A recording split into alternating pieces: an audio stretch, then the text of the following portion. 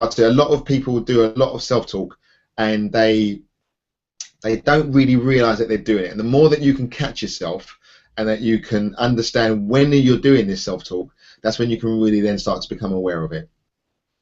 Then we moved on to specialized knowledge. Specialized knowledge, once you've set yourself that goal, there's going to be a lack of knowledge somewhere, because if there wasn't a lack of knowledge, then you would already have the thing that you're just desiring.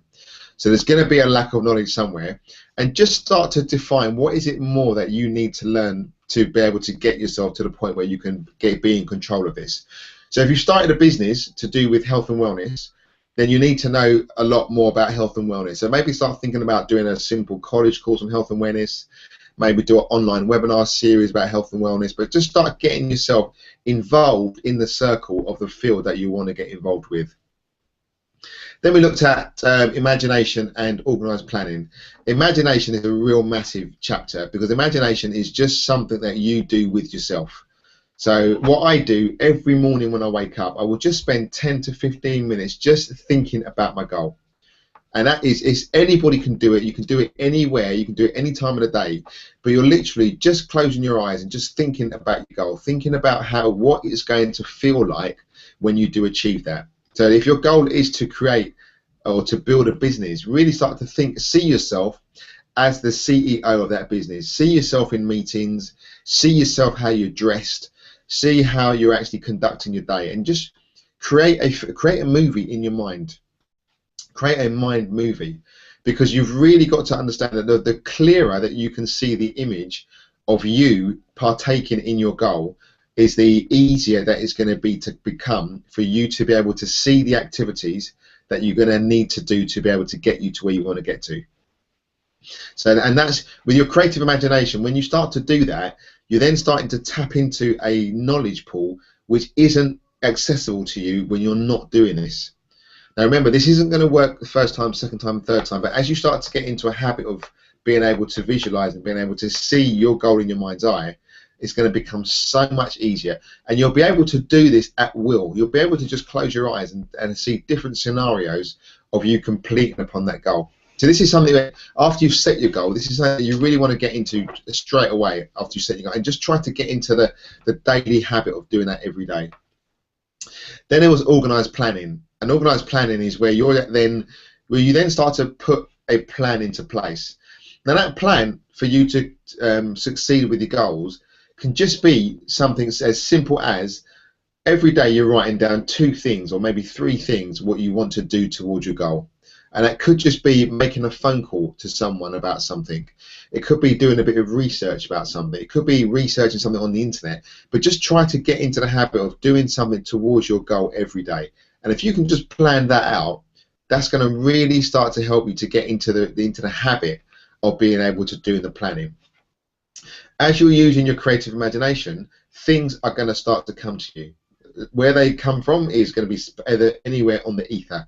But things will start to come with you, and then it's just down to you to be able to jot these things down, and then really start to look on them, start to ponder them, and then just start, as other things come to your mind, then just start to jot those down, and you will start to see a plan. You can organize them, but you will start to see a small plan of work, of scheduled work setting out for you. Then there was persistence, there was decision making. Decision is... Sorry, Shane is still saying that he cannot get onto the call. Decision is when you then really start to make the decision that you are going to do this. And once you make that decision, something will shift within you. When you say to yourself, okay, this is what I want to do, this is what I definitely want to do. Once you really commit that you're going to be committed, you're going to be disciplined, and you're going to be dedicated to do that, then that's when you can start to move forward. Because once you make that decision, that's when you then start to really anchor yourself to the decision that you're making about it. Then there was persistence. And you're probably now seeing that without persistence, nothing's going to happen. Persistence is what's going to get you over the line. You have to be able to, and persistence is going to get you through all the times where you did something and it didn't work. You phoned someone and you didn't get what you wanted. But you got turned down, or you got knocked down, or you got let down, and it's just a case of accepting that letdown or accepting the knockback and just saying, okay, what did I learn from that? And if you can just pull even one thing from what you learned about it, even if it was, okay, I need to turn up earlier, I need to plan a little bit better before I go to the meeting, I need to read a little bit more, whatever it is that you're getting from that, don't look at the defeat as a defeatist failure. Just look at it as another lesson that you've taken towards your goal, and then just dust yourself off and then just re-go again. But it's building that persistence, which is going to then start to get you towards where you need to get to. Because you've got to realize that most people, as soon as they come up against an obstacle or a challenge, they will give up, turn around and go back the other way. And if you can start to get past that, that's going to separate you from a huge percentage of the population, the ones who just come up to against an obstacle and they just think, you know what, I can't do this, it's not for me. They turn around and go back. And if you can just get past that barrier, then you're then starting to get into the realms of a very, very small percentile of the population. Then it moves on to the power of the mastermind. I really hope that you all can see now the power of being around a group of supportive people. Or just being we're in a regular Monday group where for an hour and a half we're studying together, and you will see the benefits of that. What the big problem is that when a lot of people come out of a group like this, they're then plunged back into where they were, and if you're not surrounded by like-minded, supportive people, then you will soon, very, very soon, find yourself just gravitating back to where you first came from before you came onto these sessions. So it's really important. This is why I urge people, if they want to do the sessions again, then put yourself down into the sessions and then come onto it again. But that's just a great way, one, to keep yourself in touch with me directly, and two, to be able to keep yourself in touch with other positive people who are aspiring to do something with their life. The sex transmutation, that was, I hope you really are starting to understand that now. That's just about really starting to channel that energy which is built up through sexual desire, and then starting to channel that. That is something which takes practice. That's not something which is going to come straight away, but it's just starting to, and the best way to be able to channel that energy is, remember, it's to know where that energy is created, which is in your root chakra. That energy then funnels up through your body, up through the base of your spine, and you just, all you've got to do is imagine that you can see that ball of energy moving up your body and then passing all of the 7 chakras. And if you can just start by doing that, that's going to help you to understand how to channel that energy. Then got the subconscious mind and the brain. Those are 2 fascinating subjects, really starting to help you to understand what this biological human processor that we've got, what we carry around with us, and how powerful it is, and how much of it we don't actually use. Subconscious mind is a huge topic. Do get that book that I recommended to you on that last call, which was The Subconscious Mind by Dr. Joseph Murphy. That is a must read to really start to get some good information about the subconscious mind. And now we're going on to the 6th sense and the epilogue. The 6th sense is, everybody has got an internal guidance system. And this guidance system, all you need to do is learn to trust yourself. Now, we are conditioned in such a way that we learn to put our trust in others. We usually blame others, and we usually put our trust in others. But what we've got to learn to do is turn that around and trust ourselves. You've really got to know that you are so powerful. You are so knowledgeable. You are so perfect. But you've just got to believe that in yourself. We don't get taught to believe that in ourselves, but I know that you're all taken the personal development route. You've all started to develop yourself intellectually, physically, emotionally, financially, and you've just got to realize that anything that you set your mind to, you will be able to achieve it if you believe in yourself. There's no 2 ways about it. I've seen some miraculous things happen when people start believing in themselves. So you just got to really start to believe in yourself. And the 6th sense is that guiding voice that you're going to hear when sometimes it can just be a whisper, but once you start to if you're meditating, you could be able to turn the volume up on that whisper. But that's the voice which is going to guide you, and that will sometimes it will guide you to do things which are not the usual things that you do. And this is where you've got to have trust within yourself, because you'll be thinking, well, why is it that I get the feeling that I should be doing this? And it's because you need to do that, because that is going to have a knock-on effect with what it is that's coming to you next. but you've just got to learn to trust yourself. A lot of people will think, well, I never usually do that, so I'm not going to be doing that, and they will just walk away from it. Where if they just did that, that would hold the key to them getting to the next stage. So this is like I say, this is the final, and then the epilogue, the 6 Ghosts of Fear. We're just going to run through some of the things which Napoleon says you really do have to look out for. There's 6 Ghosts of Fear, which a lot of these things hold people back. But once you do a good self-analysis of yourself, you'll be able to see which of these fears they may have got a grip of you. There was definitely one which had a grip of me, was a fear of poverty. That one had such a hold on me, it was unbelievable. And I wasn't aware of it at all until I really started to do some self-reflection. So I'm going to start to just going to come to the line, just find out how you all are. Parnell, do you want to open up your line? How's it going, Robert? Very good, very good. You're good. I'm suffering a little bit with hay fever today. Oh, really? I've got it's just really started. I've had it the last couple of years, but today it's just really affected me a lot. Wow.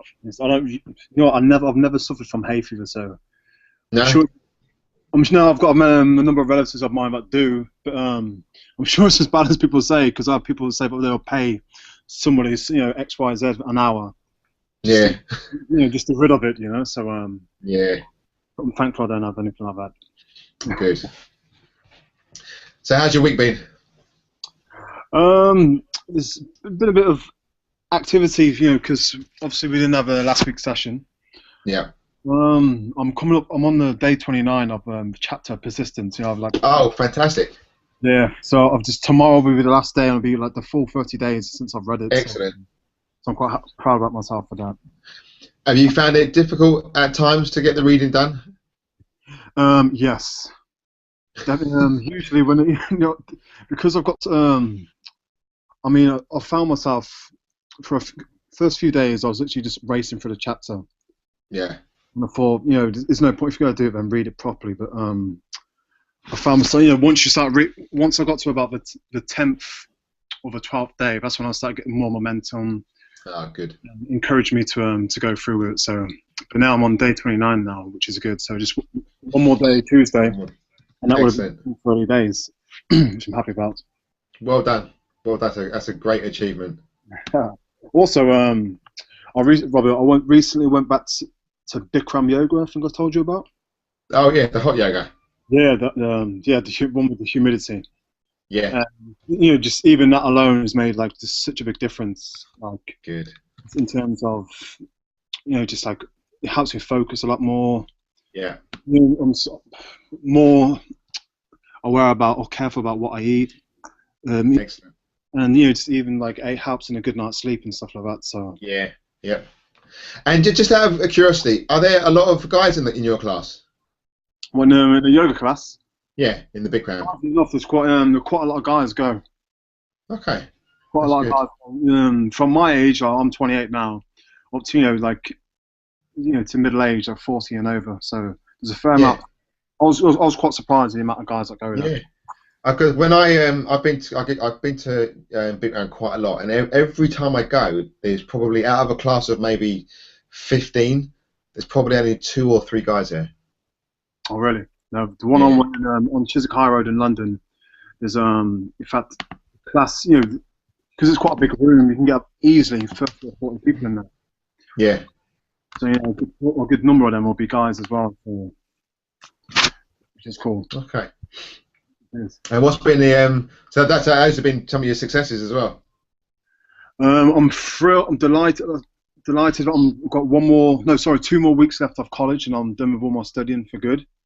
Excellent. Not for good. Yeah.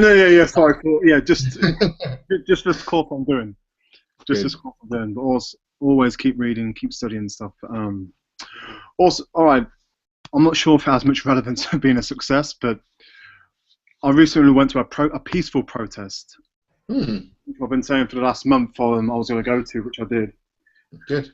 Where I got to manage to network with some interesting people in central London. Yeah. Which was interesting. I don't know if you've heard of I won't go too much into it. You've heard of a corporation, a biotech corporation called Monsanto? Yeah, Monsanto. Yeah. So basically, it was a peaceful protest in central London, which I went down to. and just got to Good. network and just talk, just talk with many interesting people. Yeah, yeah. Once you start to really look into companies like Monsanto and what they're doing, it is just scandalous. Yeah. Oh yeah, definitely. It really is, and it's just and they're playing with one of the biggest things that they can, which is food. Uh-huh. I mean, the ambition. I mean, they're relentless. They'll stop at nothing to Yeah, yep, convince us that genetically modified food is what we should be eating, which is yeah. insane, really. I mean, I've recently started growing my own fruit and veg as well in the back garden, which Very is good. which is starting to look pretty nice now. Yeah, very good. And you can taste the difference in the quality of the food. So much. Got some peppers, tomatoes, and garlic. Excellent, good. So now it's just some. And when you just quickly on that, when you because the most of society now that are eating a lot of foods which anything which has got the chemicals in will start to dampen your vibration. So it will constantly keep you in a low negative vibration. So this is why it's really good to look at your nutrition and look about eating live foods, a lot more live foods, a lot more green foods, because you'll be able to take the sun's energy and it will raise your internal level of vibration. Whereas things like fast foods, really fried stuff, and there's a lot of stuff which contains a lot of chemicals, will just not help you to raise your vibration. So a lot of people are doing themselves some serious damage just from the food that they're eating. Yeah, no, definitely. I remember you talking about a few months back actually how junk food affects your creativity. Yeah, yeah. Probably why these people do this stuff, So yeah. And it's not a big it'll make you feel sluggish. It will make you you'll lose your focus, lose concentration, but all very incrementally. So you don't really see what's happening, but then over a bit of time, you'll really start to see that how sluggish you become, how tired you easily become. You have trouble waking up in the mornings.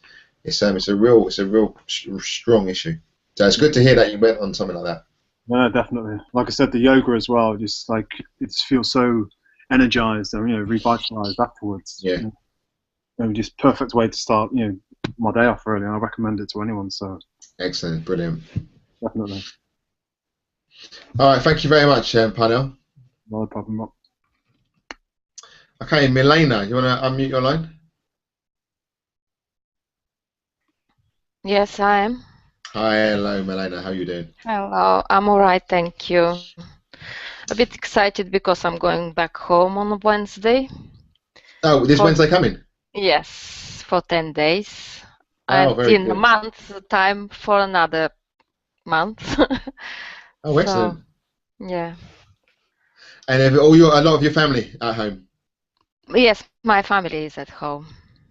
Oh, good. So that's going to give you a great chance to catch up and just. Will you be relaxing or will you be working? I work all the time, so yeah.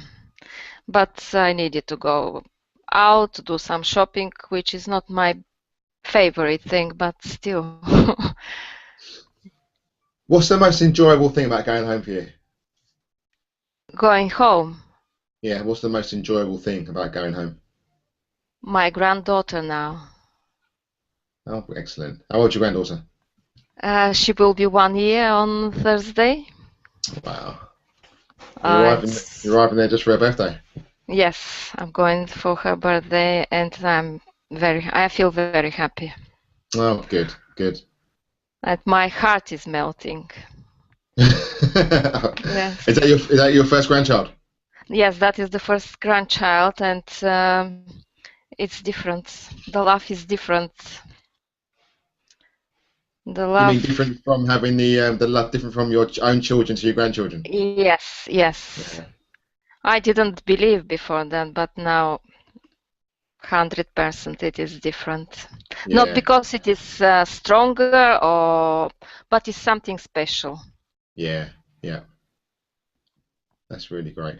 And there's always a special bond between children and grandchildren. Yes, yes. I can't describe my happiness. Good. That's great. That's really good. Yes. Excellent. So what's a couple of successes that you had, Elena?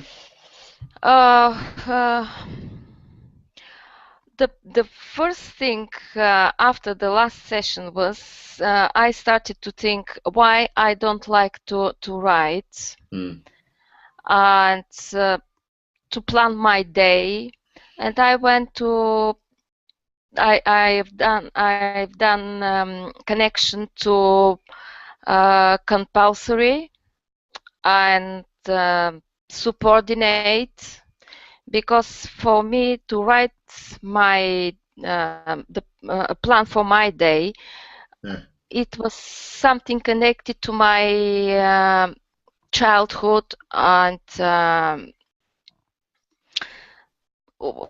when we had too many things to do because it was compulsory. Right. In the school, in the society, because it was different regime in Bulgaria, and because we had to subordinate, and I didn't want. I was quite a good girl, would say, subordinative, but inside I didn't want it. I just didn't want. I've got resistance against everything, almost everything. Why I have to do it? I don't want to do it, but still I did it. And because I didn't want to do it, that resistance was something deep inside. And with emotional freedom technique, I managed to, I would say, clear it, because straight away I started to write my plan for the day, but it suddenly came in me to say I choose to do it today. Not somebody is telling me to do it. And I choose to do it. And now when I write my list, I put at the beginning, I choose for successful day today. I choose to and start to list what I need to do.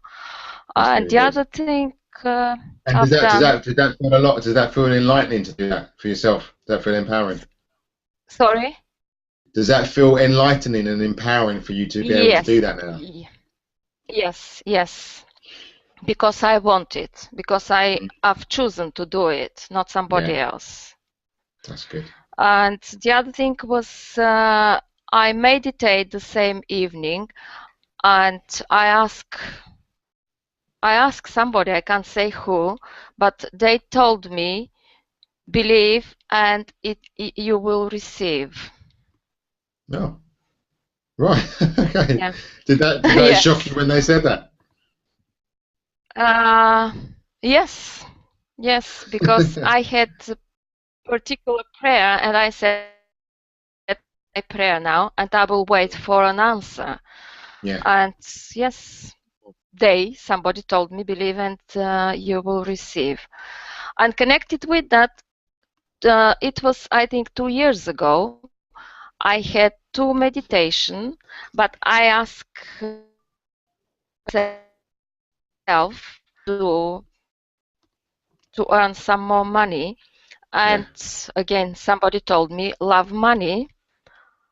And the second time was believe in yourself. Which is all right. Excellent. Start to believe in myself. And all of those, when things happen like that, they really just, and really take them as signs. Really do take them as signals which are coming back to you. So really, it's really good that you're aware of that and you can pick that out and you can see that. Because the more that you see that, it's the more that they will then start to become apparent and they'll start to show up in your life. Yes. And it's so good because all of that will then help you to build a deeper self-belief within yourself. Yes, still that little voice inside is bothering me. Sometimes you should have done that and that earlier. It's too late now. But on the other side, at the last chapter, Napoleon Hill said that with the age we become wiser, and we should be proud of ourselves. So Yeah. yes. And this is exactly the opposite how we're told to look at things. People usually believe that after the age of 40, their life is finished. And No, I they don't don't think want to, so. they don't want to, yeah, they don't want to get old, but you'll start to realize that the older that you get, you've got an access to more knowledge. You can use the experiences that you've had. So it's just a Yes. really Yes. completely different way of being able to view things. It's just changing your perspective. Yes, it's and it is good because when you are young, you can't see the same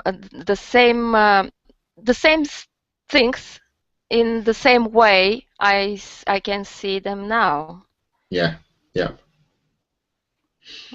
good. And I'm really happy to hear that you're writing. That's really good. Yes, that is my success last Yeah, 2 weeks. Before I couldn't excellent. make myself to write. And when I start to think, and I write my I've got a thank list as well, and in the evening, sometimes when I forget, I would jump and write it down what I'm grateful for, Excellent. because I don't want to miss a day without. Yeah, Yeah, I mentally when I go to bed, I start to think, but I want to write it down as well. Not yeah, everything, because it's too much when you start to think what you are grateful for, but the main things. good. And the list, the things I've done during the day from my list to do. Yep, And yes, thank you for that. I've done it good. today. Excellent, brilliant. This is all fantastic, Milena. I really love hearing this. It's really, Thank really you. good. Okay, Arif, do you want to open up your line?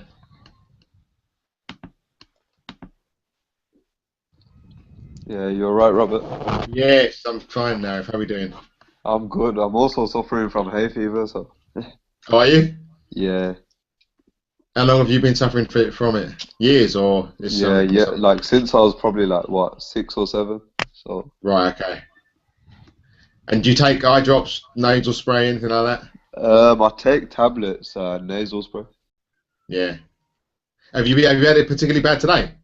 Yeah, 'cause I'm back on site again. I've started a new project. So Ah, okay. where I was, there's a lot of pollen. Right. What's the project that you're working on now? Staffordshire Uni, the company I'm with, we're rebuilding it. So we're Right. redeveloping that. So I mean, they asked me if I wanted to be one of the site managers. So I mean, I Oh, started okay. there last Wednesday.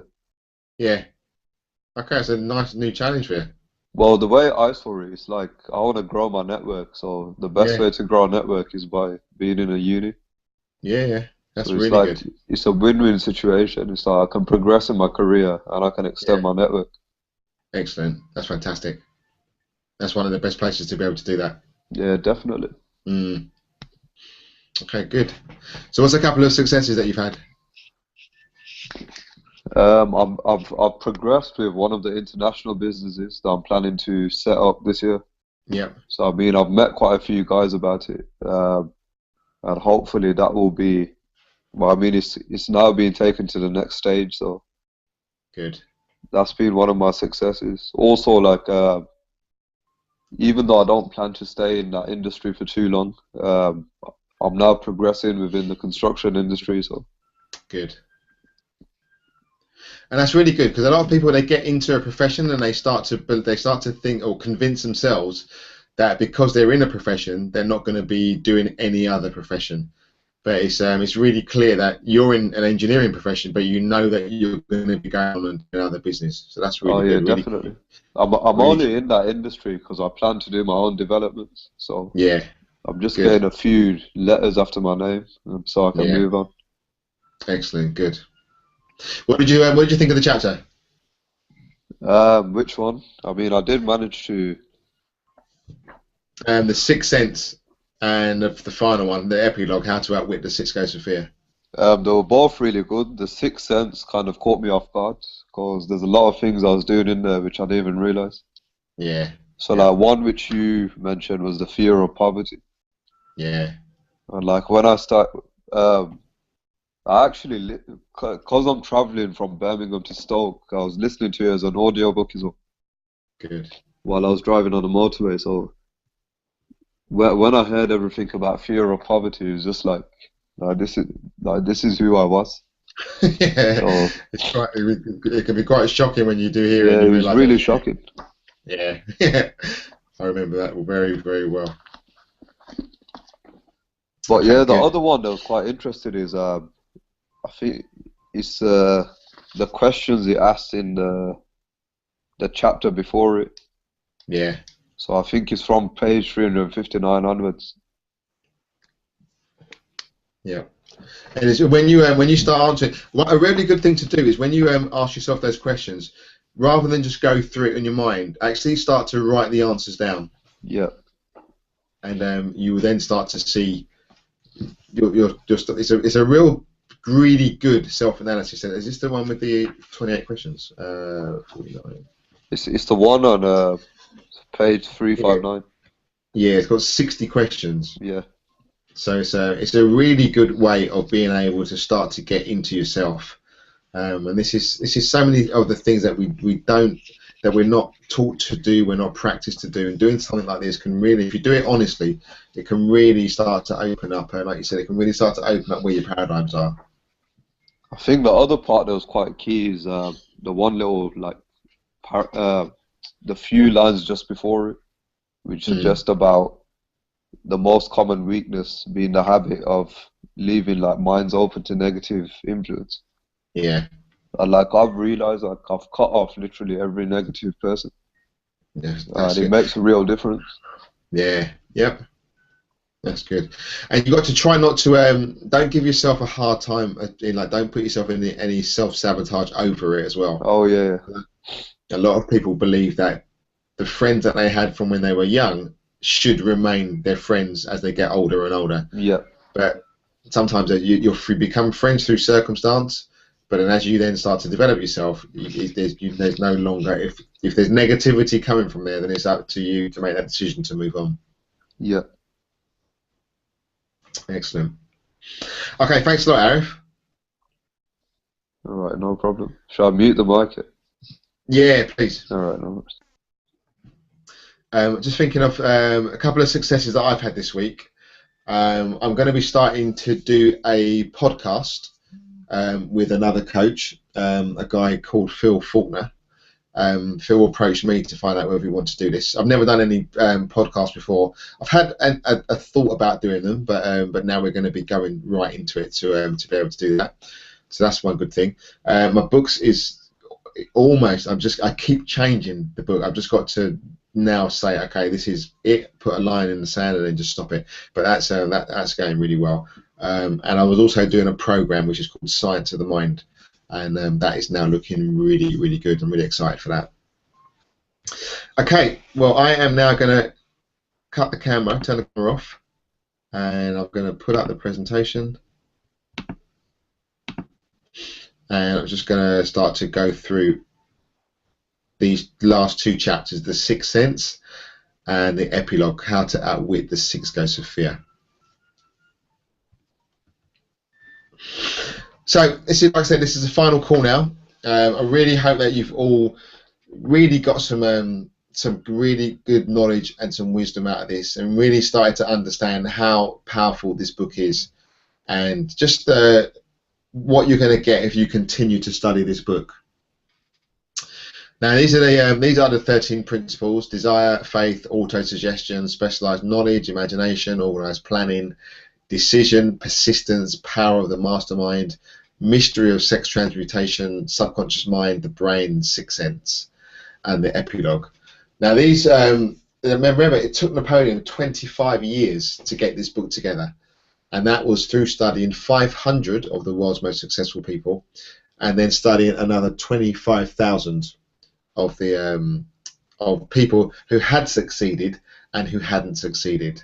So he really did start to get into the minds of people, and this the 13 principles is actually what he came up with. So just make sure that you've got pen and paper.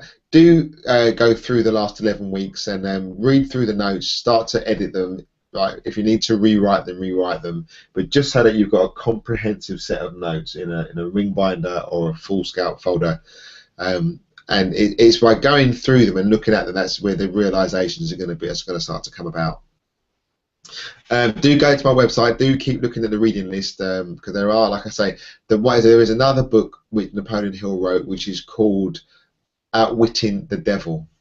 Outwitting the Devil, which is just an incredible book, and it's him interviewing the devil. It's the concept is just phenomenal, and when you actually start to read some of the content of that book, it is. When you consider when he wrote this book, and you think about today's times that we live in now, it's quite an eye opener. And of course, be in the moment. Really take this into your daily life. Try not to linger in the past and think about things which could have done, you should have done, you would have done, and plan for the future, but live your life in the present. Really be present where you are now. The more present where you are now is the more that you can get out of life, and that way, the more you get out of life now will be forward projected. Okay, so thanks to everyone for sharing the successes. It's been fantastic hearing everybody's successes over the last 11 weeks. And I really urge you, if you are going to come back into the group, fantastic. If you're not coming back into the group, then make sure the time slot that you have been given away is 7:30 to 9 o'clock on a Monday. Do make sure that you're doing something productive with that time, because nature loves a vacuum. And if nature sees a vacuum, it will fill it with something. So you've been doing these calls from 7:30 to 9.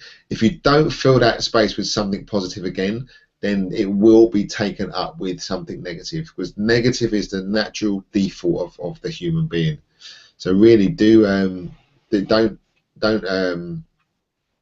use that time wisely. If you're coming back into the group, fantastic. Welcome you with open arms. So this is the sixth sense, and this is the door. Napoleon calls this the door to the temple of wisdom. Now the sixth sense is brought into play with the stimulation of the mind. So really, once you start to stimulate the mind, that's when you can then start to kick that sixth sense in. Now combining and it's through stimulating the mind and having that definiteness of purpose. Remember, that is the starting point of all achievement, knowing what it is that you want. Now remember, a lot of people, they find it quite difficult to state what it is that they want, but they will be able to easily say what they don't want. Now if you know what you don't want, then all you're really doing is write that down and then start to look at the opposite of what that is. So some people may just think, okay, well, I love holidays. I don't like not having money. I don't like not being able to eat what I want in a restaurant. I don't know. Whatever it is that you don't want, then think of the polar opposite. And then once you start to get a list of those, then that's going to start to help you build up a bit more of a picture of some of the things that you do want. Sometimes the things are going to be material. Other times the things are going to be more intrinsic. They're going to be more spiritual. But whatever it is, that's fine. It's your decision of what it is that you want.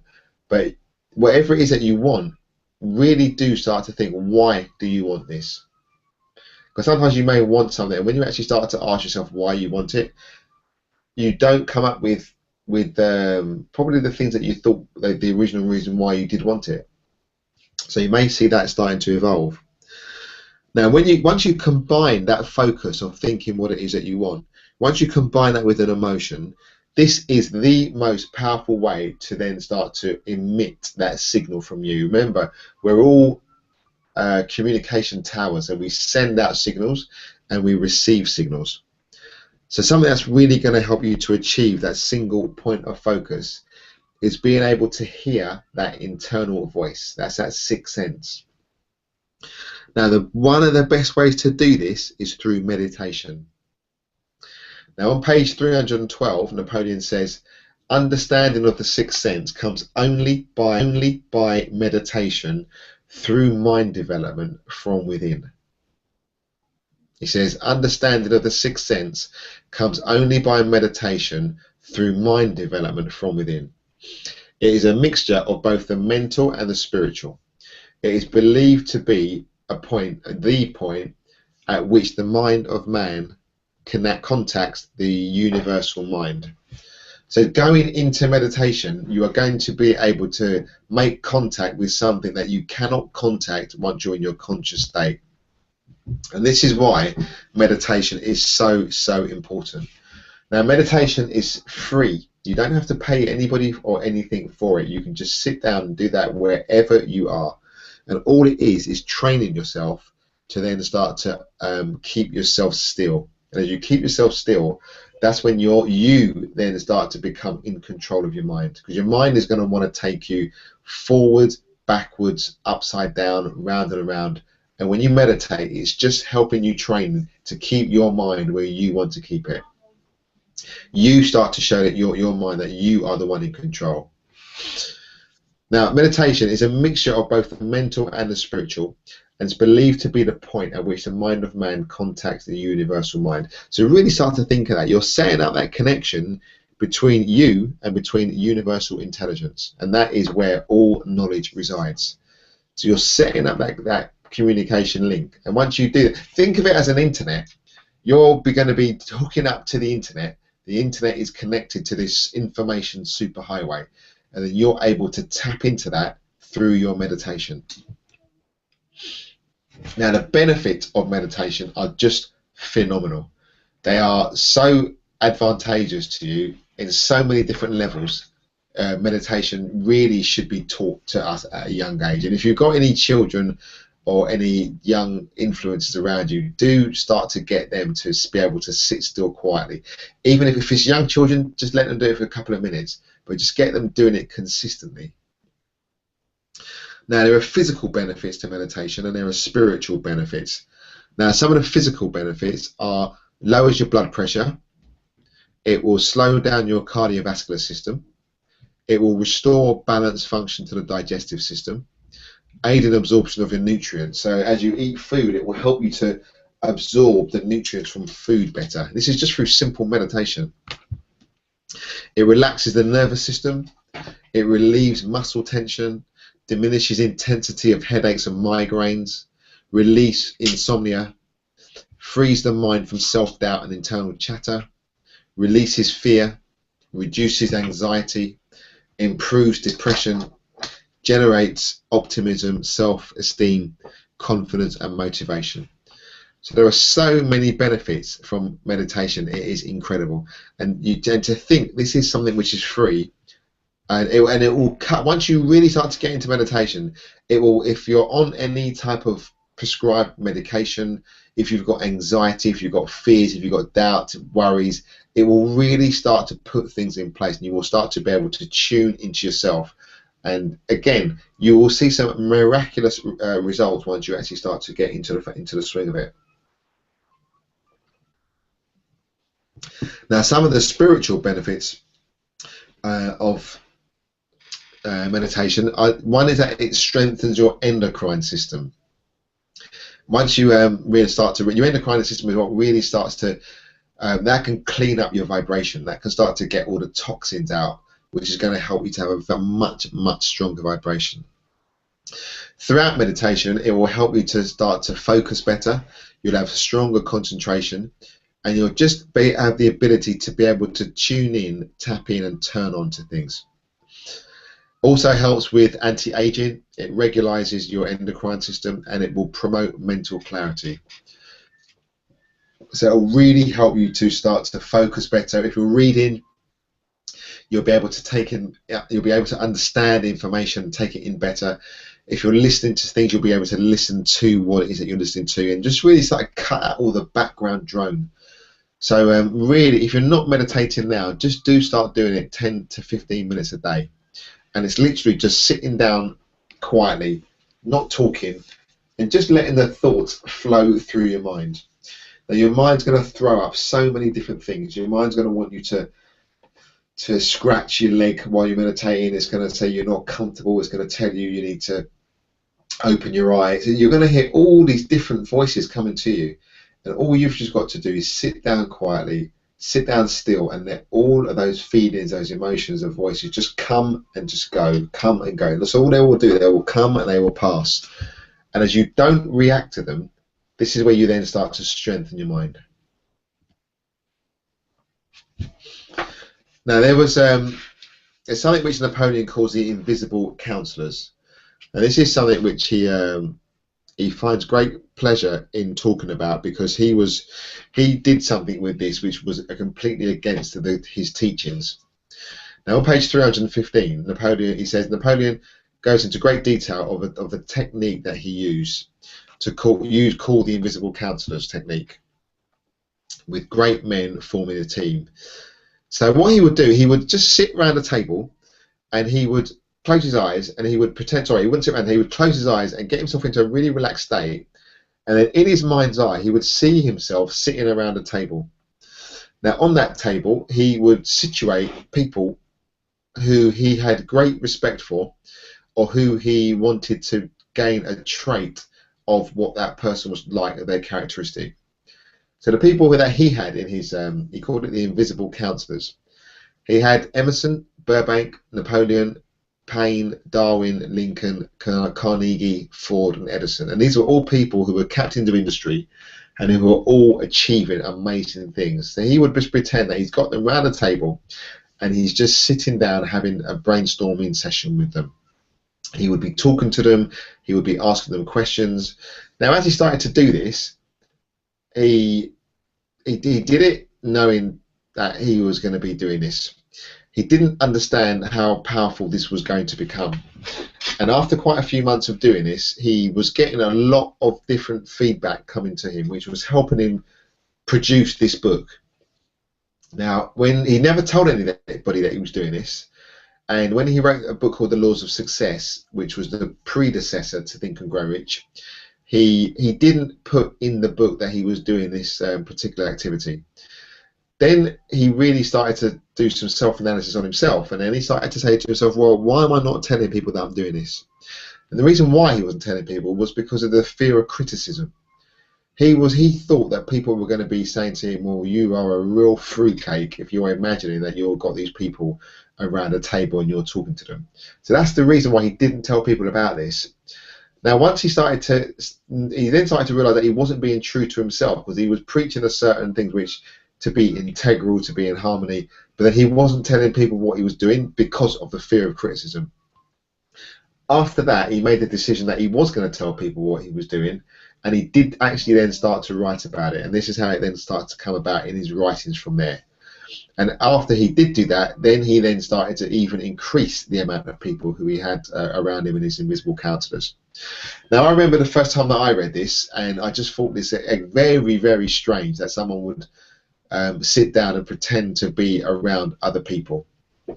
Then the more I then started to read the book, the more I started to start my journey and really started to understand spirituality, understand myself. Then I then started to try this. Now, these are the people who I started to believe that I was sitting around with. And what I did was I chose people who I admired, who were my role models and who had qualities that I really wanted to see with myself. I had read the autobiographies of all the people that you can see here, but the reasons why I chose these people were Muhammad Ali, who you can see there. Muhammad Ali, for me, it was his self-image. He was so confident in himself, the belief that he placed in himself. It was just incredible. He would talk someone into a defeat even before he even got into the ring. So all of the way that he would really start to play with someone else's mind just from his words, and also build up his own belief in himself. Oprah Winfrey, this was all about her persistence. She was someone who from the age of 7 wanted to be wanted to affect people through media. And if you hear the journey that she's had, the setbacks that she's had, but also the persistence that has kept her going through each one. So with me, looking at Oprah Winfrey, it's the persistence. Malcolm X is on the right hand side, and with him is the transformation, because he was his early part of his life was he was a gangster, he was a drug dealer, he was a pimp, and then he went into jail and he converted to Islam. But just the transformation that he had from the early part of his life to then the middle part of his life, and then he went to the Nation of Islam, and then he transformed again into a devout Muslim. So it was the two major transformations that he had in his life. Then you got Michael Jordan. Again, Michael Jordan, is his persistence and his dedication, which I really wanted to start to develop into my character. He's someone who's got to the top of his field through sheer dedication, persistence, and commitment to what he was doing. Then you got Will Smith, and with Will Smith, it was the visionary element that I saw of Will Smith. He started out as a disc jockey, and he made a TV show called The Fresh Prince of Bel-Air, which a lot of people know him from. But it was just the vision that he had from when he was there, that he wanted to be a movie star, and he wanted to be one of the highest paid movie stars there out. So that was some of the traits that I saw from Will Smith. Angela Davis is the lady with the afro, and Angela Davis was a political activist. And the trait that I saw in Angela was her strength and her resolve, because she was an incredibly strong lady. She was in the civil rights movement, and she had so much placed against her, but she remained strong throughout it. She inspired a complete generation. And then Bruce Lee. Bruce Lee, again, the persistence with Bruce Lee, dedication, and he came from China over to the States, to San Francisco. Eventually started up his own discipline, started up his own school, and really had a lot to try to fight against him, because he was an immigrant in America. But it's just the persistence and what he actually done, and how much people actually now use him as a role model. So I used to have picture myself with these 1, 2, 3, 4, 5, 6, with these 7 people around me, and it got to the point where I got some fantastic revelations, really, really phenomenal. And I did this for a very, very long time. It's not something that I've done regular for the last while, but still something definitely which I still do practice. So if you've never tried it, think of people who you hold in high regard, people who are your role models, people who you maybe aspire to be like them. And then just go through that process of creating an invisible council. You will be very, very amazed. Your mind is such a powerful thing. And remember, your subconscious doesn't know the difference between something which is real and something which is imagined. So as you then start to think about this, and your subconscious mind does not know that it's not real. So you can really start to play some really good games which will trick yourself. So if you haven't done that, do like I say, do that. But do start to look at meditation if you're not meditating, and do really start to take up, or if this is an activity, Parnell speaks about the yoga. If you can do yoga as well, yoga can really start to put you into a form of meditation. And the whole ideology about yoga is literally just to prepare the body for meditation. All of the exercises, all the practices, the moves, the stretching, that is preparing the body to be going into yoga. So moving on to the final chapter now, the epilogue, and Napoleon calls this How to Outwit the 6 Ghosts of Fear. Now the first thing he says is, if you're on page 326, he talks about taking an inventory of yourself. Now take inventory of yourself as you read this closing chapter and find out how many of the ghosts are standing in your way. So these are the 6 ghosts of fear. They're the fear of poverty, the fear of criticism, the fear of ill health, the fear of loss of love of someone, the fear of old age.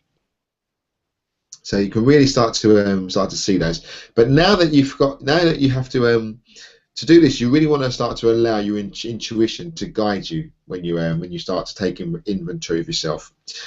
And as you read some of those questions at the end of the chapter, what Arif was talking about, you may find that certain things may immediately begin to resonate with you. Or what you might find happens is that you get into a little debate with yourself. And that debate, you may start saying to yourself, well, is it real or is this not real? Am I, or maybe am I not? Now what you've got to learn is the initial feeling that you will have when you read these questions, that's the one that you will intuitively feel. There'll be a process that you go through, but you've always got to go with your gut instinct, and that is the first one that comes to you. Because after you've seen it for a while, you then start to rationalize, and as you start to rationalize, that's where you've then started to move into a different area. But it's the first gut feeling, the first intuitive feeling that you have about things. That's the one that you want to go for. That's the one that you want to start to train yourself to be able to look out for. Now, Napoleon, throughout this book, he keeps talking about the secret being within this book, but you've got to be prepared to receive the secret. Now, on page 326, he says, before you can put any portion of this philosophy into successful use, your mind must be prepared to receive it. The preparation is not difficult. It begins with study, analysis, and understanding of the three enemies which you shall have to clear out. Now, Napoleon speaks about being ready to receive, about the philosophy of it. And he says the way to get yourself into the mode of receiving is through study, constant, committed, dedicated study. Now, over the last 10 weeks, you've all would have begun to believe more in yourselves, and you all would have grown to understand and all are ready to now receive all of these principles, because you're expanding and you're growing your mind. And just how it's been outlined in this book, really do start to apply some of the lessons that you've learned in here. Even if it's a case of going back through each of the chapters and just putting out one idea that sums up the chapter, and then start to apply that into your life. Continue to review the chapters. Do continue to review the slides from each of the sessions, and then do remember that the recordings of each call are also there as well. And those recordings are going to stay on the channel, so you're always going to be able to access those. They're on my YouTube channel, but if you, I will keep this page open, the Facebook wall, and you can always be going to there, and then you can link back and get into the YouTube channel where the recordings are. So you'll be able to always have access to those 11 recordings. Now, wishing and ready to receive. On page 326, he says your mind must be prepared to receive it. And on page 65, going back, he says there is a difference between wishing for a thing and being ready to receive it. He then says no one is ready for a thing until they believe they can acquire it. The state of mind must be belief, not mere hope or wish. So you really want to get out of the habit of saying to yourself, well, I really wish that happens, or I really wish this is going to happen. Hoping and wishing is not going to get you those things. You've got to put yourself in a state of belief. To get to that state of belief, you're going to have to learn to visualize and see yourself already in possession. As you do that, that's going to give you the belief. As you get that belief, that's going to raise your vibration, and that is then going to then open you out to receive. Having that open mind, being able to take on board new ideas, that's what's going to be able to put you into that level of receiving. And we've heard so many examples now throughout the weeks of some of your successes, some of the so-called coincidences that have happened, and this is all because you're all starting to raise your vibration. So really just do continue what you're doing. Really do continue what you're doing. And remember, you're taking yourself out of the masses who think differently, and you are now starting to think in a completely different way. You're thinking in a certain way, and this is what the masses do not do. So really do congratulate yourselves for for getting through all the 11 sessions. You've got through the book, and then now you're going to really start to see benefit from this. Now the three different things that you really got to look out for is indecision, doubt, and fear. Now, Napoleon says that these must be mastered before they take root and they start to dominate your days, your months, and then eventually your lives. Because if you start to become indecisive about something, then that's going to start leading to doubt. And as you start to become indecisive, you then start to not trust yourself, and then you start to ask other people for their opinions all the time, and you'll be more comfortable with the opinions of others than your actual own opinion. And this is what you want to try to stay away from. I remember we went through the formula. If you wanted a decision, or if you are indecisive, or you do find that you're procrastinating, you can go through, look for that formula, which is the 4 questions, and just keep working with that, and then that will get you to the point where you'll be able to then make decisions swiftly. You'll stick to them, and you'll change them very, very slowly.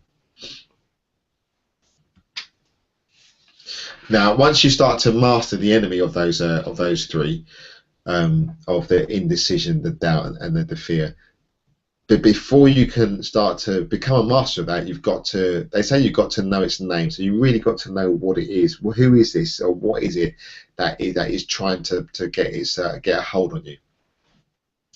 Now, as you read over these, do start to analyze yourself critically and start to determine which of any of these 6 common fears have attached themselves to you.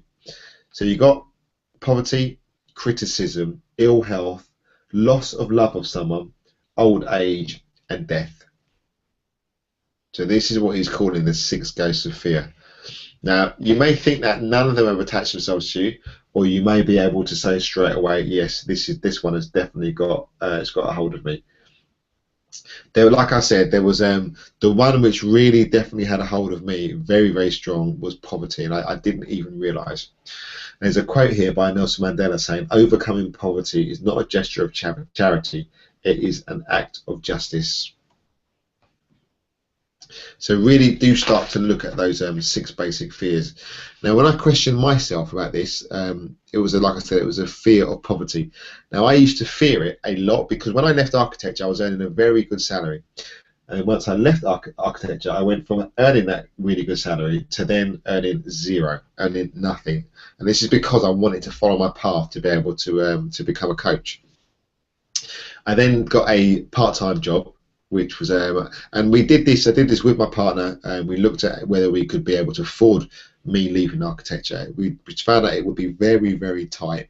We'd have to be using more of my partner's salary than what I was earning. But this was what I wanted to do, and I was growing out of architecture.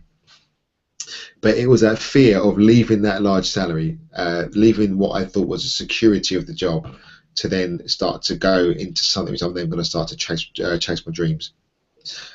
The second fear, the criticism.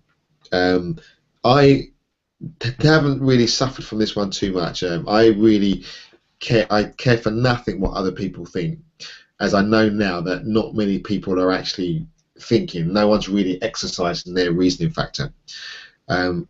I've always done what I wanted to do and not really had the fear of not doing something because of what other people are going to think. Now, you yourself may not be in that category. You may have been not doing something because you're fearing what other people are going to think.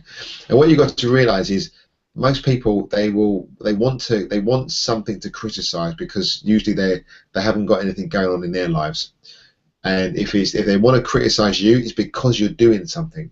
And you just got to realise that this person, 1, they're not paying your bills, and 2, you're only in their line of focus just for a very short while, and then they're going to move on to somebody else. So don't let anybody be able to talk you out of anything that you want to do just because they think that you can't do it. They're not seeing you. They don't think you're able to do it. Don't take that criticism from anybody. Ill health. When I really started to look at myself about ill health, that really didn't that didn't have a grip on me. I've always been fairly fit and fairly healthy. I'm probably fitter and healthier now than I've ever been. I understand nutrition now, which I didn't really understand before. So this one really didn't. The ill health didn't really start to affect me. Loss of love from someone. That one did have a grip on me, and I wasn't aware of that. I'm now very, very comfortable with myself. I live life as fully as I can every single day, and now I don't do the things which I don't want to do. Before, I would do things for other people, do things which I didn't really want to do, but now I don't do that. I don't do that at all. And with that real loss of love of someone, I lost my mother 2 years ago, and that was difficult then, still is difficult today. But it's now I'm much more comfortable with that concept. So I know that my mother is still around me, and I get many signs in my general day-to-day activities that my mother is still there watching me. So I'm very, very comfortable now with the loss of love of someone. Old age. Through my personal development, I now don't fear old age. I've put securities in place for my old age, financial securities. So I'm not fearful of it. That was probably, again, linked with poverty. That was another one which probably was starting to eat away at me more than anything else. And then death. This one doesn't have any hold over me at all, because I see death as just merely a transition. If you think when you were conceived, you spent 9 months in your mother's tummy, and then you came out of your mother's tummy into the outside world. So you've already had that one big transition. And for me now, I just look at death as another transition. It's just another way for the soul to be able to pass on to another stage, another chapter in this thing called life. So death is not something now which has got any hold over me. So really, do start to look for yourself. Do start to look over those 6 ghosts of fear and start to see if any of those just has a hold over you. And if you think it does, then just start looking into it a little bit deeper. Maybe why is that? Start to really start to recall why you think that may be. Now on page 328, Napoleon really starts to talk. He starts to go more into fear, and he says fears are nothing more than a state of mind. Now remember, the state of mind can be changed. So if you're feeling fearful and fear is just a state of mind, then you're in control of that. So you are able to then remove that fear from you. So then you can start, once you remove the fear, and you remove the fear by adding belief, or you can remove fear as well by taking action. If you're fearful of something, as soon as you start taking action towards that, you will start to see that it just disappears. And it was like fog. Sometimes you can be driving and you can hit a bank of fog, and if you just keep driving, you're going to come through the other side of it, and that's all fear is. Now imagine the analogy, the really good analogy what he uses is when you see a warning light on your dashboard of your car. If you're ever driving in your car and you see the red light come up, that is just an indication that there is something pending. It's not the engine isn't going to blow up. If you see an oil light come on, it's just telling you that very soon you're going to need to stop to be able to fill up the oil levels in your car. But if you do see that red light, you're not going to stop the car immediately, get out and start walking, because you know that that's not necessary. Now, if you apply that to someone's life, usually if someone has something, if there's a fearful thing, they will just stop and turn around and go the other way. If they're starting a business and someone says, well, you haven't got enough money to do that, they will usually stop, they will freeze, and they think, okay, well, that's me, I'm out of it, I'm finished. And they will just turn around and go. So really, just think of that, the warning lights on your car. If something does go wrong, all you need to do, you will pull over, you'll probably phone a friend, or you'll phone a mechanic, or you'll phone a roadside assistance, and they will come, and what they will do, they will tow your car to the nearest garage, and then they will then see about getting the car fixed. But you wouldn't just get out and abandon your car. So really and the other thing that you've got to start to understand is you've got to be grateful for the fear as it comes to you, because a fear is also another indication that you are doing you are doing something right, because the fear is what comes to try to stop you from doing what it is that you want to do. So a lot of people, they want to do something, they feel fearful, the fear comes towards them, and then they turn around and walk the other way. What you want to get used to doing is decide you're going to do something, that fear feeling is going to come anyway, get used to it, and then just start to go through it. And as you go through it, you become a bigger person going through it, and then you're just moving on to the next stage. And then you'll start to see that fear really wasn't anything at all. You'd learned something from it. You probably learned something else to develop your mindset even more, and you've just then moved through it. Be very aware that more fear will come, because it's just on a continuous cycle, but it's just that you will know now the signs and how you can then start to deal with that just through taking massive action with whatever it is you're doing. Okay, so fear is nothing to be afraid of, and there's quite a few analogies of the word fear. A lot of people say false evidence appearing real. false evidence appearing real. Another anagram for fear is face it, explore it, accept it, and respond. That's face it, explore it, accept it, and respond. Or some people will use the negative side of that and they would just say face everything and run. They will literally just turn around and run the other way. But really, fear is just something which is placed within you as a warning signal. So really, if you become fearful of something, you just need to start to organize your plans and then start to move towards it. And as long as you're striding confidently towards it with belief in yourself, you're going to see that fear just start to slowly dissipate away. Now, Napoleon goes on to talk about thought impulses on page 328. And he says, thought impulses begin immediately to translate themselves into their physical equivalent, whether those thoughts are voluntary or involuntary. Thought impulses are picked up through the ether by mere chance. Thoughts which have been released by other minds may determine one's financial, business, professional, or social destiny just as surely as do thought impulses which create by intent and design.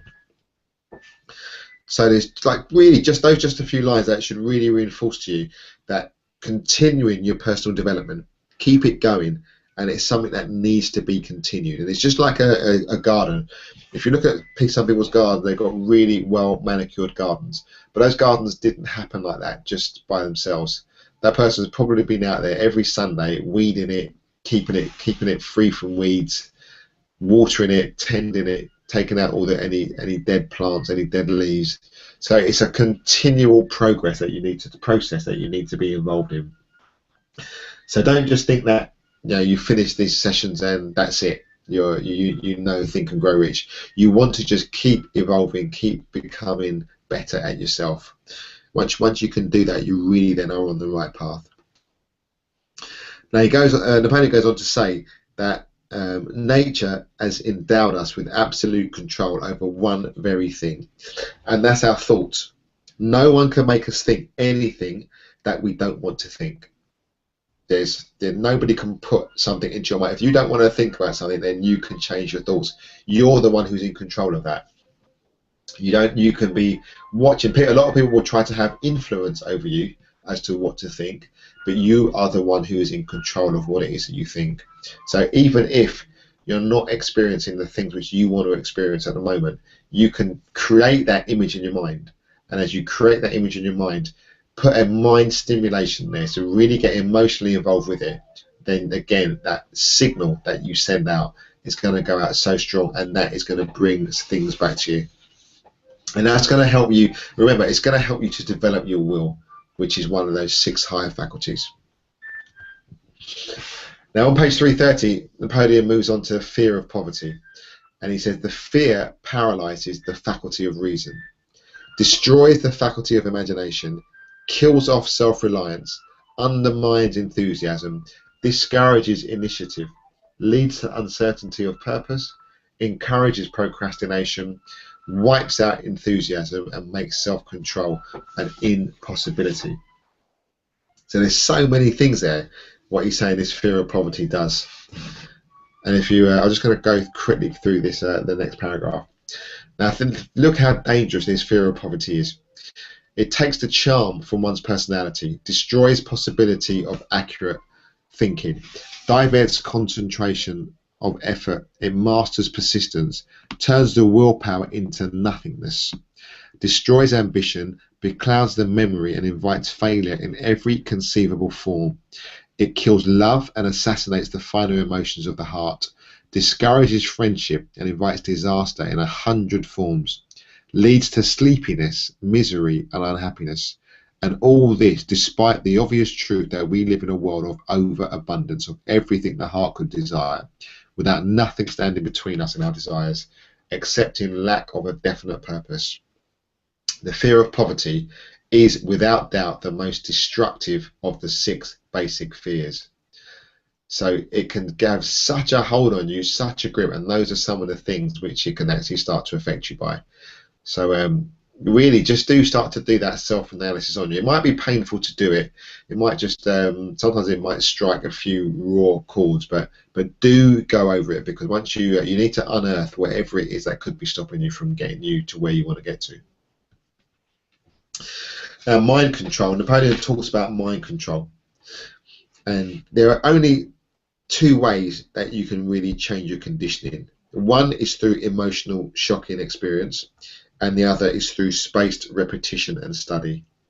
So if you are in an accident and something happens to you which is really drastic, that is something that can quickly start to change your mindset. So if you're in a car accident or a near-death experience, that can be enough to really shock you emotionally to be able to change your life. And the other way is through study. It's just you taking the decision that you want to better your life, deciding what it is that you want, and then just study. There's so many books out there of people who have already done the research, already written the book, and it's just all you need to do is read through the pages of this and then start to critically analyze yourself, and then start to use some of the ideas. That is going to then start to help you to control your mind. Now, Napoleon cites 57 fabulous alibis towards the end of the chapter, which are the most common excuses that people will use throughout their lives. Now, the only thing worse than an excuse is a good excuse. Now, we just need to be able to get rid of the excuses and then get on with the job at hand, which is then completing upon our goals. All we need to do is just do it. We need to just get up, decide what it is that we're going to do, and just do it. Now, there's a gentleman by the name of Art Williams. I don't know how many of you may have seen this this video, but Art Williams used to be a football coach, American football coach. He had a really great philosophy. He was a very successful football coach, and then he left football coaching and he started up his own insurance business. Now, his insurance business is called A.L. Williams Associates. It's a very, very successful business company. But he did a talk at a business, I think it was a business lunch, and he did a speech which was called "Just Do It." And this is probably one of the most played videos on YouTube. But if you haven't seen it, what I'm going to do, I'm going to load it up onto our Facebook page so that you can watch it. But do watch all of it. It's called "Just Do It," and it's just really a really good motivational piece as to what it is that you need to do to be able to get to where you want to get to. And he's just telling you to just do it. So I will upload that onto the page. It's a really great video to watch. So coming to the end now, Napoleon says on page 371, he says, in parting, I would remind you that life is a chessboard and the player opposite you is time. If you hesitate before moving or neglect to move thoughtfully and decisively, your pieces will be wiped off the board by time. You are playing against a partner who will not tolerate indecision. Previously, you may have had a logical excuse for not having forced life to come through with whatever you asked, but that alibi is now obsolete because you are now in possession of the master key that unlocks the door to life's beautiful riches. So imagine you're playing this game of life. Life is the other opponent, and it's going to be using time. Now no one knows how long we've got. No one knows how much sand is in their timer. So you really want to be doing what you can with your time most efficiently. Don't spend time doing the things that you don't want to do. Don't spend time doing the things which aren't serving you. If you're not having fun doing something, then you're the one who's in control to stop that. But time is very, very precious, and time will not give you any leeway. If it sees that you're wasting time, then it will just take time away from you. So really start to get into the concept that life is a game, and the more that you can learn the rules, the better you can play the game. And by learning the rules, you're studying yourself. The more you study yourself, is the better that you're going to be able to play that game. And then the more that you can play, the better that you can play that game, is then how you then start to teach other people to then start to play that game as well. Because if you imagine if you were playing Monopoly and you didn't know the rules, and every time you see someone go past go, they collect £200, and you just think, well, why are they doing that? You may be going around the wrong way, the board the wrong way, because you don't know the rules. You wouldn't know why you land on a square and you get sent to jail immediately. These are the things that you wouldn't know in a game if you didn't know the rules. And if you think of life as just a game, it's really understanding the rules, and the rules are the universal laws. So the more that you can understand the universal laws, is the better you're going to have to play a really good opportunity to play that game of life. Okay, everyone, that is the final of the final. So thank you very, very much. I hope you really now are starting to see how important this book is. It's a classic book.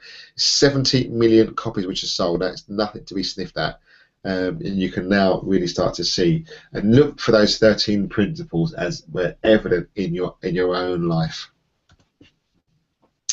Now, a couple of action steps you can take away from this. The sixth sense.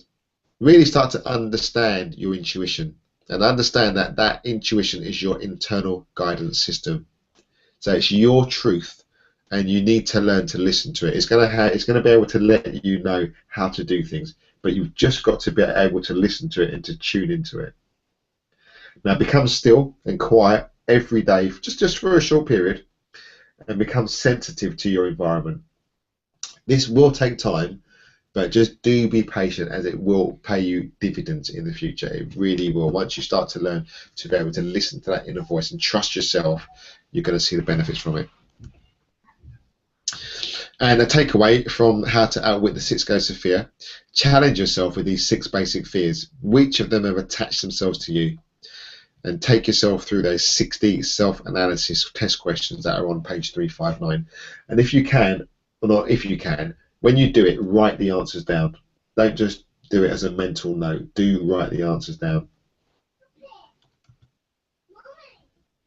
Okay, I have something which is called the graduate group. And this is, now that all of you have come through this, it's a separate Facebook page that I've got, and it's just a place where you will find other like-minded entrepreneurs, other people who have come through this Think and Grow Rich Masterclass, and other people who have come through any other coaching series that I've done before. I always give people the opportunity to be able to come into this group, and it's just a group where you'll see motivational posts, you'll see different links to different things, but do spend time connecting with the people in that group. I think there's about 60 or 70 people in the group, but do spend time connecting with the people, because it's once you start to realize that your net worth is going to produce your net worth. And being around like-minded, positive people is always going to be beneficial for you. You want to try to stay away from the people who aren't really starting to contribute to your life, because you've got to be starting to keep yourself positive and stay away from the people who really aren't contributing or adding to the value of other people's lives. So I'd like to thank every single one of you on the call, the ones who are here and the ones who aren't here. It's been absolutely fantastic taking you through Think and Grow Rich. This book is a book that I still read today. Every single day I will read from this book. Make it a habit of yourselves to keep going through this book. Do review the slides. Do download the recordings and start to read through. But really do keep in touch with this book. Okay, if anybody would like to do a video testimonial for me, I would really appreciate that. I'm collecting testimonials just so to be able to, so other people coming onto the group can really start to see what they're going to be getting from these sessions. So if you'd like to do that, do let me know, and I will let you know exactly what it is that you need to do. It's literally just setting up a camera. You can use most mobile phones now, and just if you don't want people to see, if you don't want to do a video, then you can just do an audio. But if you do that, it will be going on my website. There's a few which are going to be going up there soon. But it's just letting other people know what you've gained from this. Maybe you've read Think and Grow Rich before, maybe you haven't. what you've learned and what you've just enjoyed about the sessions. Do check out the reading list on my website, because that is going to help you to, if you're stuck for any books to get on different topics, mind development, self-belief, getting rid of fear, do take a look through the book list. There's some really good books on there. I've read all of the books, so I can personally vouch for these books. They are amazing books. If you're not connected to Freebie Friday, do connect to it. That's just a platform that I use. I'll send out a positive video every week, just to be able to make sure people do get an injection of positivity. That will come straight to your email, and if you're signed up to that, you will then start to see a lot of the other things that I do as well.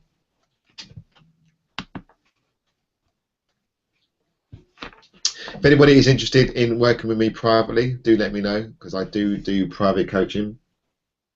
I can help you to set your routine. I can help you to really start to turbo boost your desires and get you towards where you want to get to. These are some of the programs of Bob Proctor that I still am involved with. So if you want to have any information on those, then just do drop me a line. And stay connected. I'm on all these social media platforms. So if you are on any of these platforms, do stay connected with me. It's really great to be able to be connected with everyone. And hopefully we will meet somewhere at a seminar, at an area, at an event soon.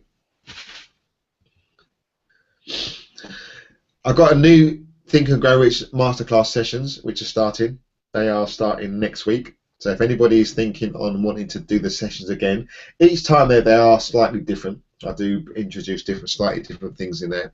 But if you're interested in doing the sessions again, there is a 15% discount for anybody who wants to come back into the group to do it again. There's a lot of people who do come back to do it again. So do just send me a message and let me know. But then they will start next week. At Mondays is 7:30 and Sunday it will be at 10 o'clock. So I'm just going to now come back to you all. I'm just going to stop my screen share, turn my camera back on, and then just come back to you just to find out whether there's anything that you want to ask or any observations, final thoughts. Parnell, do you want to open up your line? Hi there, Robert. Hello, Parnell. Yeah, I was just after reading the 6 Ghosts of Fear. What I need to do is, because I didn't go over I read through the questions, but I didn't answer them all like honestly. So I think on my next day off on Wednesday, I'm gonna set them on the side and just go over all the questions. Yeah. Good. Even speaking of fear, I think just that alone, it's that fear of putting it off, because if you do it honestly, you'll surprise yourself, no doubt. So yeah, you definitely will. So there's questions are like needles sometimes. Some of the needles are really just start to piercing into your skin. And just be as honest as you can while you answer the questions. And how many of them are there? It's like 660. Wow. Yeah. Maybe I need the afternoon as well. it may take you a few days to get them done.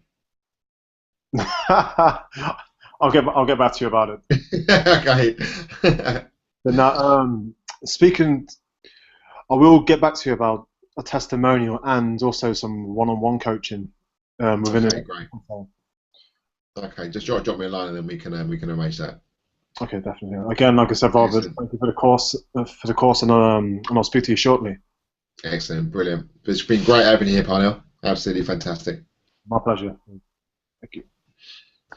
Milena. Yes, I'm still here. Hello, Milena. Still here. Hello. So that was amazing time. That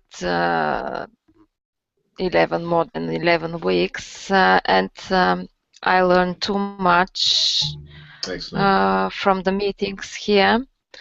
And I've written the last my thought when I read that is not my thought, that is Napoleon Hill thought, but it impacted me.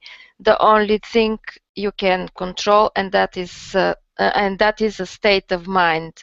It cannot be purchased, it must be created. So we have to continue. I will continue to create it, to develop it.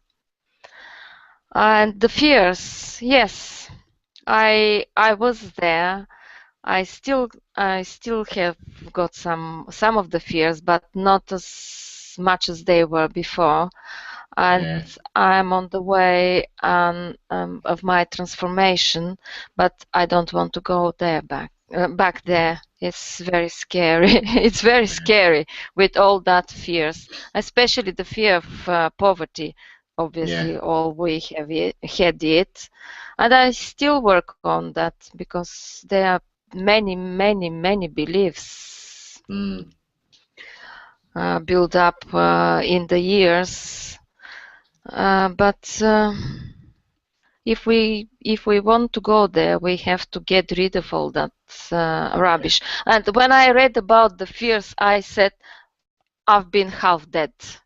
I just didn't live that time. I just I don't know, half dead, as I say, just walking, sleeping. Yes, like a zombie. You just can't realize what is it. And the fear all the time. That was my life. That was part of me. And it was a bigger part of me than the positive one. Yeah. But thanks God, there are people like Napoleon Hill, like Bob Proctor, and all other teachers. And when we are ready, we will receive. Most Thank you very much. Thank you very much for your help as well.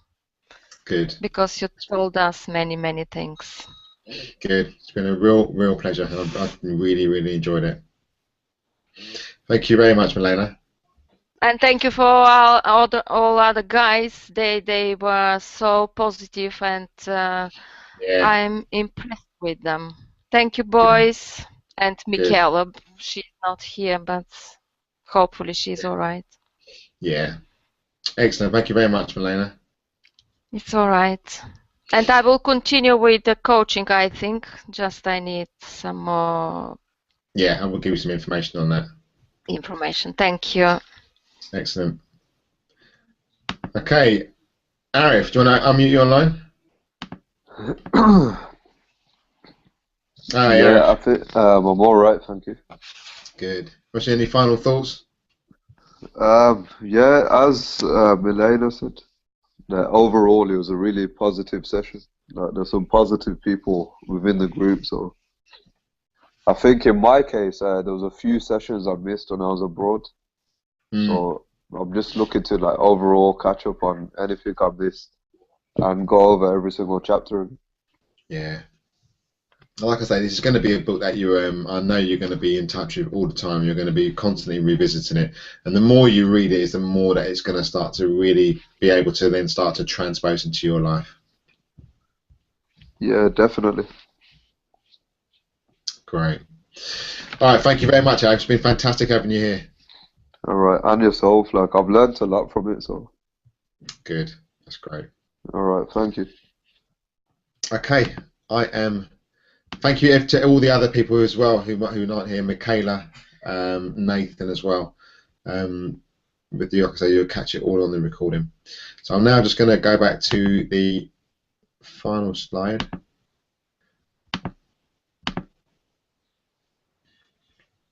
Now always remember, personal development has no finish line. So I shall see you all again very soon in some capacity somewhere. So do keep studying, everyone. Really, don't just think that this is it's started and it's finished. It really, literally just has started. It's just started. So do stay positive. Do look out, for really start to keep yourself away from the negativity. And as I always say at the end of all my videos, just keep reading, keep studying, and that will make sure that you keep growing. Okay, so I'm going to post up the final slides. I'm going to post up the final recording, and I shall see you all. So it's been great having you here, people. I shall see you all. I hope you've all enjoyed the masterclass. And I'm going to add you to the graduate group so you can meet all the other people in there. So see you later. I'll see you in the Facebook group. And cheers everybody. See you later, guys. Take care. See you later, Milena. See you later, Arif. All right, see ya.